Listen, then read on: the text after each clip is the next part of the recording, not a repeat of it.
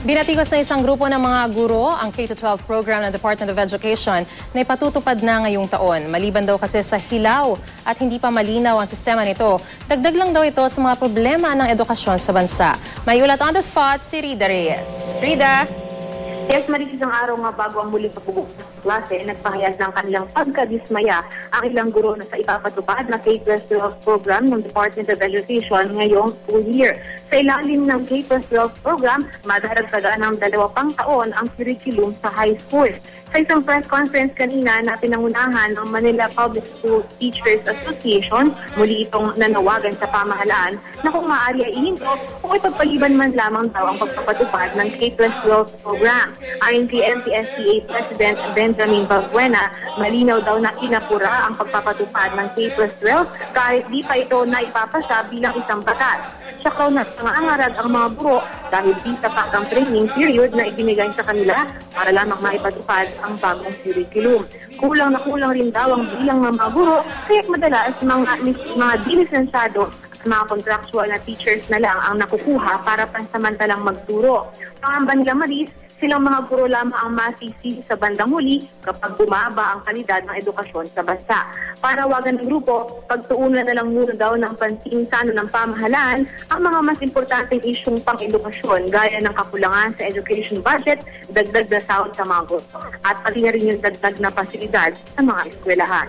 At yan yun ang pinakasariwang balita mula rito sa Manila, Maris. Rida, matagal na itong K-12 na ito ng Department of Education. Matagal nang sinasabi na ipatutupad na nga ngayong school year. Bakit isang araw bago ang simula ng pasukan tsaka sila naggagawa ng protesta?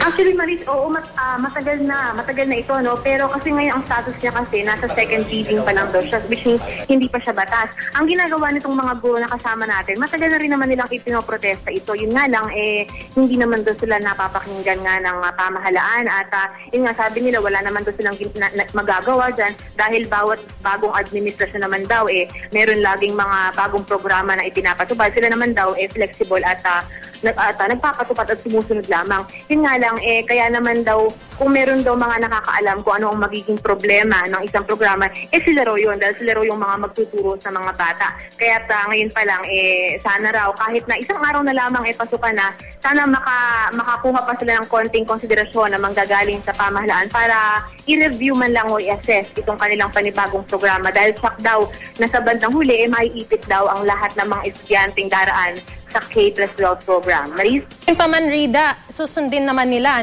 yung K-12 program na ito kung walang magiging action dito yung pamahalaan. Susundin nila ito. Yes, Maris, wala naman daw silang magagawa, wala silang choice kundi sundin yan. Mga guro lamang naman daw sila na talagang, yun nga, tigasunod lamang dun sa ipinapatupad na programa. Pero gusto nilang i-voice out lamang ang kanilang mga concerns dahil naniniwala sila na itong K-12 program, hindi naman daw talaga solusyon para mataas ang kalidad ng edukasyon nito sa Pilipinas. At sa katunayan, mas lalo lamang daw magiging rusty ang knowledge at ang kaalaman ng mga bata na dadaan dito dahil hindi pa raw handa yung mga training materials, yung mga ituturo nila, kaya wala pa raw direksyon. Kaya sabi nila magbibigay lamang daw yung mga kabataan na sa ilalim dito. Alright, maraming salamat, Rida Reyes.